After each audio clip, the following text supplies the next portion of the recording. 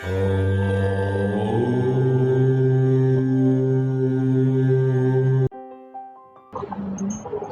है आप सभी का सत्यार्थ प्रकाश की इस कक्षा में। सत्यार्थ प्रकाश का जो है प्रथम समोल्लास हमारा चला हुआ है और हमने परमात्मा के बहुत सारे नाम पढ़ लिए। आज का जो विषय है बड़ा महत्वपूर्ण है। हम सभी ने पढ़ा है कि परमात्मा का जो मुख्य नाम है, परमात्मा का जो निज नाम है, वो है ओम। ठीक है जी। अब हम लोगों ने पढ़ा था कि जो ये ओम है ये 3 अक्षरों से मिलकर बना है। पहला क्या है अकार, दूसरा क्या है उ यानी उकार, और तीसरा क्या म यानी मकार। अब आकार के अंदर परमात्मा के 3 नाम आते थे। एक क्या था? विराट, अग्नि, विश्व, 3 नाम। दूसरा क्या था? उसके बाद में अगला नाम क्या आता था? उकार। उकार के अंदर क्या था?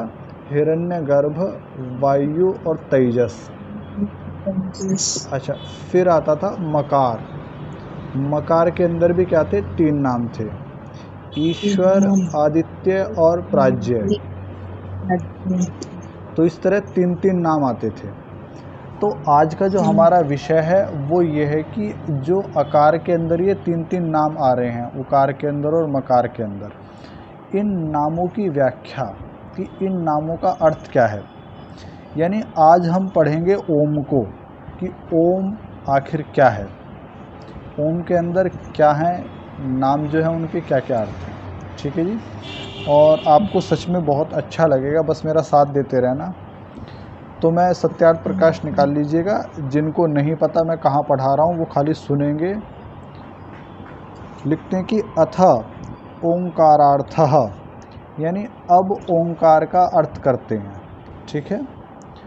अथ जो शब्द है ना, अथ योगानुशासनम, अथ शब्दानुशासनम, जो अथ शब्द है इसका प्रयोग करा जाता है। इसको एक मंगल सूचक शब्द भी माना जाता है।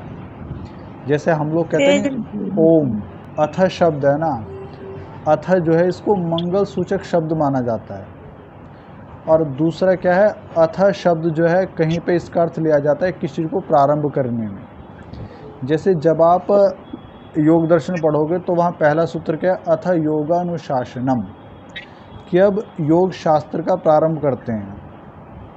व्याकरण पढ़ोगे तो वहाँ क्या आता है? अथ शब्दानुशासनम। तो इस तरह यहाँ महर्षि लिखते हैं कि अथ ओंकारार्थः, कि अब ओंकार के अर्थों का जो है प्रारंभ करेंगे। तो वो लिखते हैं कि जैसे कि मैंने आपको पहले बताया कि ओम के अंदर 3 अक्षर होते हैं। एक क्या है? अ, दूसरा उ और तीसरा म। अच्छा, जब आप देखते हो तो आपको तो क्या दिखाई देता है? ओ। अब आप कहोगे कि आचार्य जी आप तो कह रहे हो अ और उ, लेकिन हम देखते हैं तो वहाँ लिखा रहता है ओ। देखो, ओ एक संयुक्त अक्षर है जो कि 2 अक्षरों से मिलकर बना है। पहला क्या है? अ, और दूसरा क्या है? उ। जब अ जमा उ मिलते हैं तो बनता है ओ। समझे? तो क्या बनेगा? ओ। जब अ और उ दोनों मिलेंगे तो क्या बनता है? ओ। ठीक। तो यहाँ आकार के अंदर 3 नाम हैं, विराट, अग्नि और विश्व। तो पहले हम लोग पढ़ेंगे विराट के बारे में। तो ऋषि लिखते हैं कि वि उपसर्ग पूर्वक राजरी दीप्तौ, इस धातु से क्विप प्रत्यय करने से विराट शब्द सिद्ध होता है। यो विविधम नाम चराचरम जगत राजयति प्रकाशयति स विराट। विविध अर्थात बहु प्रकार के जगत को प्रकाशित करे, इससे विराट नाम परमेश्वर का ग्रहण होता है। अब देखो, संस्कृत में जो है उसे तो फिलहाल छोड़ दीजिएगा, हिंदी के ऊपर ध्यान दीजिएगा। ऋषि कहते हैं कि परमात्मा का नाम क्या है? विराट। अब विराट परमात्मा का नाम क्यों है? तो वो लिखते हैं कि जो विविध अर्थात बहु प्रकार के जगत को प्रकाशित करे। देखो, ये जो संसार है, इस संसार में लगभग, यदि मैं मनुष्यों की ही बात करूं, तो लगभग और लगभग 700 करोड़ या उससे ऊपर हैं, खाली मनुष्य। अब आपने एक बात ध्यान दी होगी, देखो ये क्या है, क्या कहते हैं संस्कृत में इसको, बताओ संस्कृत में क्या कहेंगे इसको? नासिका। ये है नासिका। ये क्या है? नेत्रम। ये क्या है? ओष्ठः। इनको क्या कहते हैं? कपोलः। ठीक। अब बताओ, आप सबके भी नासिका है, आपके भी नेत्रम हैं, ओष्ठः हैं, कपोलः हैं, चिबूकम है, सबके पास है। भाई मेरे पास में जितने मेरे से पढ़ने वाले हैं लगभग 10 लोग हैं, मुझे छोड़ के, मैं 11वां हूँ। ठीक। तो सबके नाक है, सबके आँखें हैं, सबके जो है होठ हैं, सबके ठुड्डी है, सबके गाल हैं। लेकिन मैं आपसे एक प्रश्न पूछता हूँ, क्या हम 10 आपस में मिलते हैं? चीज़ें तो एक जैसी हैं सबके पास में, लेकिन हम 10 के 10 बिल्कुल अलग हैं। और इस दुनिया में जितने भी मनुष्य हैं लगभग 700 करोड़ या उससे ऊपर, आई थिंक। ठीक। सारे अलग हैं, जबकि वही दो चार चीज़ें हैं। भाई एक नाक होगी, 2 आँख होगी, ये होठ हो गए, ये ठोड़ी हो गई, भाई यही तो हैं, ये कान हो गए। लेकिन फिर भी परमात्मा ने इतना विविध प्रकार की सृष्टि बनाई है। तो क्या ये उसका मतलब एक आश्चर्य नहीं है कि वही 2-2 एक-एक चीज़ें सबके पास में, लेकिन फिर भी हर व्यक्ति एक दूसरे से अलग है। एक माता पिता की जो संतानें हैं वो भी एक दूसरे से नहीं मिलती, वो भी अलग अलग हैं एक दूसरे से। यानी आप मानते हो ना कि कितनी विविधता भरी है इस संसार के अंदर। आपने बहुत सारी तितलियाँ देखी होंगी, कितनी सुंदर तितलियाँ रहती हैं, कितने पंखों के ऊपर उनके गोल गोल बने रहेंगे, मतलब कितना सुंदर सुंदर रंग रहता है। एक बार मैंने एक टिड्ढा देखा, टिड्ढा जो है उसके अंदर इतना सुंदर रंग था, उसके अंदर इतना सुंदर, बहुत ज़्यादा। आपने सांपों को भी देखा होगा, सांपों के अंदर बड़ा सुंदर सुंदर रंग रहता है। यानी परमात्मा ने कितनी गजब की चीज़ें बनाई हैं देखा जाए तो। ये संसार कितना विविधता से भरा हुआ है, कितनी सारी मछलियाँ हैं, कितने सारे फूल हैं, कितने प्रकार के वृक्ष हैं। इस संसार के अंदर हर चीज़ कितने कितने प्रकार की है। आप देखो फसलों की कितनी सारी प्रजातियां हैं। मतलब ये संसार परमात्मा ने किस हिसाब से बनाया है, आप विचार करोगे नहीं तो आपका मन इतनी श्रद्धा से भर जाएगा उसके प्रति, बहुत ज़्यादा। तो ऋषि दयानंद ने इसी बात को कहा है कि यो विविधम नाम चरा अचरम जगत राच्यति प्रकाशति स विराट।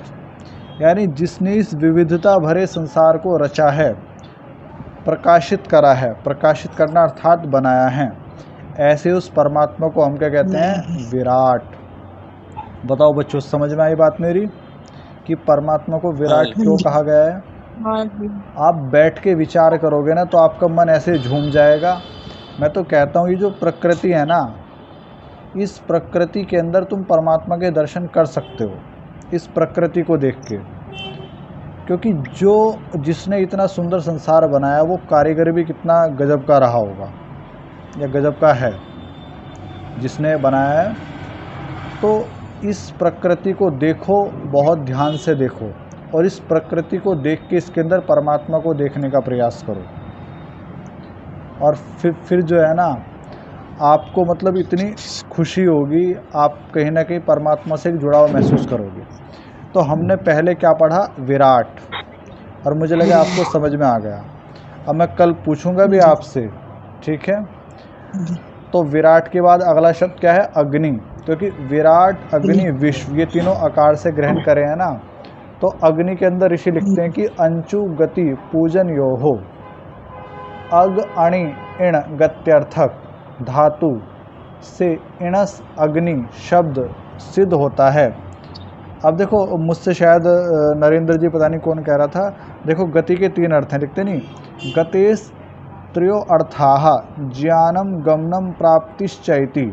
यानी गति के 3 अर्थ होते हैं, ज्ञान, गमन और प्राप्ति। अभी तक हम तो खाली एक ही अर्थ जानते हैं ना, गमन यानी चलना फिरना, लेकिन ज्ञान के रूप में भी गति का अर्थ करा जाता है और प्राप्ति के रूप में भी गति का अर्थ करा जाता है। आगे क्या लिखते हैं कि पूजनम नाम सत्कारः, यानी ये जो जिसको आप पूजा कहते हो ना, पूजा, इस पूजा का अर्थ क्या है? तो ऋषि दयानंद लिखते हैं कि पूजा का अर्थ है सत्कार करना। अब आप कहोगे सत्कार का मतलब क्या है? देखो, जो जैसा होता है उसके साथ वैसा ही व्यवहार करना क्या कहलाता है? उसका सत्कार करना। अब मान लो आपके घर पे कोई बड़ा ही अच्छा सज्जन आया है, बहुत अच्छा व्यक्ति आया है, तो आप क्या करोगे? उसको बिठाओगे, पानी आदि दोगे, खिलाओगे पिलाओगे, ये क्या है? उसका सत्कार करना। अच्छा, कोई शराबी आपके घर में घुसने लग जाए, क्या आप घुसने दोगे उसको? बोलो, आप उसको भगाओगे, घर के अंदर नहीं घुसने दोगे उसके।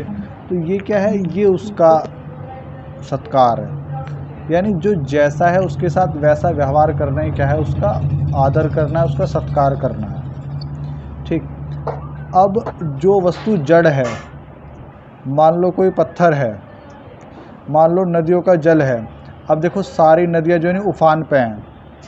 अब कोई गंगा की पूजा कितने ही वर्षों तक करता रहे, कोई गंगा के किनारे कितने वर्षों तक रहता रहे, लेकिन आप लोग देख रहे हो ना, पता नहीं कितनी इमारतें जो हैं ताश के पत्ते की तरह बह रही है नदियों के अंदर। तो बंधु, ये सब के सब क्या है? ये सब जड़ हैं, और जड़ की पूजा होती है उनका उपयोग करना, ना कि उनके आगे आरती उतारना।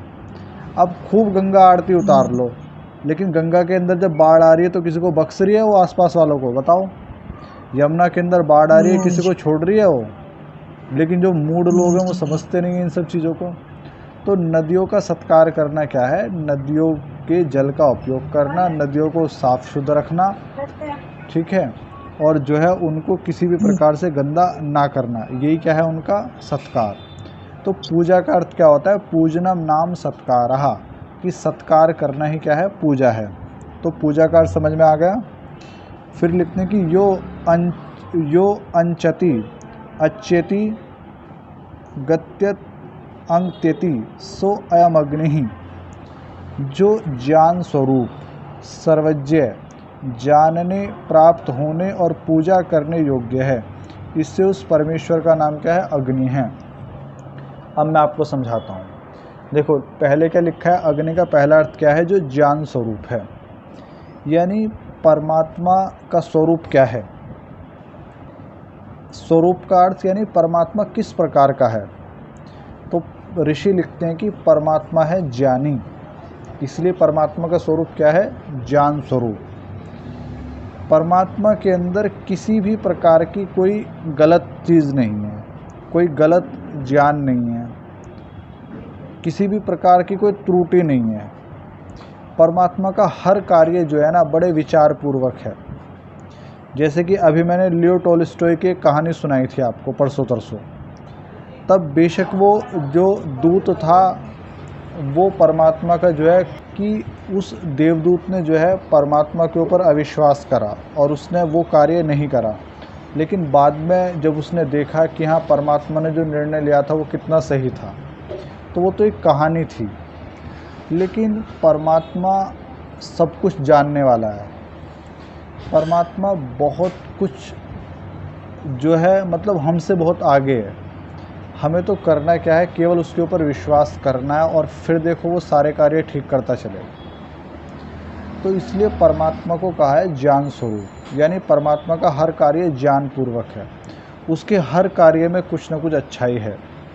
बेशक ऐसे हो सकता है कि आपको उस समय ना दिखाई दे, लेकिन धीरे धीरे जो है जब आप विश्वास करके चलते हो ना मालिक के ऊपर, देखो मुझे मालिक शब्द कहना अच्छा लगता है इसलिए मैं बीच बीच में प्रयोग करता रहता हूँ, तो आपको बहुत अच्छा लगेगा। तो परमात्मा का पहला नाम क्या है? ज्ञान स्वरूप, या कहें अग्नि। अग्नि के बाद में जो आगे उसको कहा वो है सर्वज्ञ। सर्वज्ञ का अर्थ आप सबके सब लोग जानते हो। सर्वज्ञ का मतलब क्या है? कि जो कुछ चल रहा है वो सब परमात्मा को ज्ञात है। कुछ भी ऐसा नहीं है आपसे जो परमात्मा को ना पता हो। चाहे आप शरीर से कुछ कर रहे हो, चाहे मन से कुछ कर रहे हो, या चाहे वाणी से कुछ कर रहे हो, परमात्मा को हर चीज़ का बोध है, तो इसीलिए उसको सर्वज्ञ कहा गया है। और फिर जो अगला अर्थ करा है अग्नि का, वो है जानने योग्य, प्राप्त करने योग्य और पूजा करने योग्य। तो मैं हमेशा बताता हूँ कि इस संसार में बहुत सारी चीज़ें ऐसी हैं जो जानने योग्य हैं, बहुत सारी चीज़ें हैं जानने योग्य जो हैं। आप लोग नौकरी करते होंगे, आप लोग घर में रहते होंगे, घर के अंदर जो महिलाएं हैं वो बहुत प्रकार के भोजन बनाती हैं, तो वो भी क्या है, एक ज्ञान ही है, तो उसका ज्ञान भी होना आवश्यक है। मान लो हम कहीं बाहर नौकरी करने के लिए जाते हैं, तो वहाँ नौकरी के लिए जो जो चीज़ें चाहिए उनका ज्ञान करना आवश्यक है। परिवार को किस तरह चलाना है या और भी बहुत सारी चीज़ें हैं, उन सब का ज्ञान आवश्यक है। लेकिन महर्षि कहते हैं कि इन सब चीज़ों में जो है ना, परमात्मा को जानना परम आवश्यक है।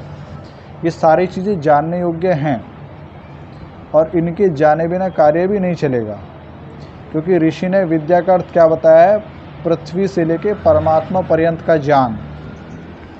जो लोग छोड़ देते हैं ना सब कुछ, वो कहते हैं कि ये संसार बेकार है, इसको छोड़ो, परमात्मा से जुड़ो। लेकिन जब आप ऋषि दयानंद को पढ़ते हो तो ऋषि दयानंद क्या कहते हैं, विद्या अर्थात पृथ्वी से लेके परमात्मा पर्यंत का ज्ञान। तो इस संसार में भी हमको रहना है, यहाँ की जानकारी भी होनी हमारे लिए आवश्यक है, और परमात्मा को जानना क्या है, परम आवश्यक है। इसलिए जब भी अग्नि शब्द आए सामने तो विचार करना कि हाँ परमात्मा को जानना है, प्रयास करना कि हाँ परमात्मा को जानना है। यानी इन शब्दों को जब ये आपके सामने आए ना, तो इनका अर्थ आपके मन में आना चाहिए। तो अग्नि का एक अर्थ तो क्या था, ज्ञान स्वरूप, दूसरा क्या था, सर्वज्ञ, और तीसरा क्या है अग्नि का अर्थ, जानने योग्य। ठीक, और फिर अगला अर्थ क्या है, प्राप्त करने योग्य। देखो परमात्मा खाली जानने योग्य ही नहीं है, उसको प्राप्त भी करना है, उसको प्राप्त करना भी आवश्यक है। खाली जानोगे, हाँ, लेकिन मैं एक बात आपको बताता हूँ, कुछ हम लोग कर क्या रहे हैं, अब इस समय हम लोग क्या है, परमात्मा को जानने का प्रयास कर रहे हैं। परमात्मा के जो नाम वेदों के अंदर दिए हैं उनके ऊपर हम लोग विचार कर रहे हैं, ताकि हम लोग परमात्मा को जान पाएँ। अब जो लोग परमात्मा को जानने का ही प्रयास नहीं कर रहे, हम लोग उनसे तो बहुत आगे हैं, लेकिन हमारा उद्देश्य क्या है, परमात्मा को जान के प्राप्त करना। बेशक हम परमात्मा को प्राप्त कर पाएँ या ना कर पाएँ, वो तो प्रश्न अलग है, लेकिन जो लोग परमात्मा को जानने की कोशिश कर रहे हैं वो भी अपने आप में जो है नहीं बहुत आदर के योग्य हैं। क्योंकि इस संसार में यदि आपने लक्ष्य छोटा बनाया, मेरी बात ध्यान से सुनना, इस संसार के अंदर यदि आपने छोटा लक्ष्य बनाया नहीं, और यदि आप उस लक्ष्य को पा भी जाओ तो भी कोई बड़ी बात नहीं है। लेकिन यदि आपका लक्ष्य परमात्मा है और मान लीजिएगा आप परमात्मा को ना भी पा पाए, फिर भी बहुत बड़ी बात है, क्योंकि आपका लक्ष्य बहुत बड़ा है। एक महाकवि कालिदास जी का एक ग्रंथ है मेघदूतम। जब मैं एमए कर रहा था उस समय मैंने पढ़ी थी वो पुस्तक जो है मेघदूतम। तो उस मेघदूतम के अंदर जो एक श्लोक आता है, उस श्लोक का भाव यही है कि शूद्र से यदि आप याचना करोगे, यानी किसी छोटे से यदि आप याचना करोगे ना, और वो यदि आपकी पूरी भी हो जाए तब भी उसमें कोई सम्मान की बात नहीं है। किसी बड़े से आपने याचना करी और वो किसी कारण से पूरी भी ना हो पाए, तब भी आपका मान बढ़ेगा। तो यदि परमात्मा को प्राप्त करने के लिए आप लोगों के मन के अंदर आया है, और यदि आप परमात्मा को प्राप्त करने की कोशिश भी कर रहे हो, और मान लो आप ना भी कर पाए तो भी आप बहुत ऊपर हो, और यदि आपने खाली संसार की कुछ चीज़ों को ही प्राप्त करने की कोशिश करी, और यदि आप उनको प्राप्त भी कर जाओ तो भी कोई बड़ी बात नहीं है। मेरी बात शायद आप समझ रहे होंगे। जिस मनुष्य का लक्ष्य बड़ा होता है ना, मान लीजिएगा किसी आदमी को जो है 1 किलोमीटर ही जाना है और किसी आदमी को जाना है 100 किलोमीटर। अब यदि 1 किलोमीटर वाला जो है 1 किलोमीटर चला भी जाए तो भी कोई बड़ी बात नहीं। लेकिन यदि 100 किलोमीटर वाला 100 ना जा पाए और वो खाली 90 ही चला जाए, तो भी 1 किलोमीटर वालों से वो कितना आगे है। बात समझे मेरी? संसार की छोटी चीज़ों को प्राप्त करने का लक्ष्य बनाया है, और यदि पा भी गए तो भी कोई बड़ी बात नहीं। लेकिन परमात्मा जो बड़ा लक्ष्य है उसको प्राप्त करने का प्रयास करा है, और यदि आप जो है 100% नहीं पा पाए, 80-90 भी पा पाए, तो भी उससे तो बहुत आगे हो। मेरे इस कहने का अर्थ ये नहीं है कि आप संसार को छोड़ दो। मेरी इस कहने का ये अर्थ नहीं है कि आप संसार की अवहेलना करने लग जाओ। ये संसार जो है ये उस परमात्मा तक पहुंचने के लिए जो है ना सीढ़ी का काम करता है, क्योंकि इसी संसार में मैं हूँ और इसी संसार में आप हो। यदि हम दोनों एक दूसरे से बात कर रहे हैं, हम दोनों परमात्मा की चर्चा कर रहे हैं, तो हैं तो हम भी संसार के अंग ही। तो संसार को हे समझने का अर्थ क्या है कि आप मुझे हे समझो, मैं आपको हे समझूं। हे का अर्थ क्या है? छोड़ने योग्य। ठीक। तो संसार जो है परमात्मा की प्राप्ति में बाधक नहीं है। यदि आप विचार पूर्वक संसार को देखो तो ये सीढ़ी का काम करेगा।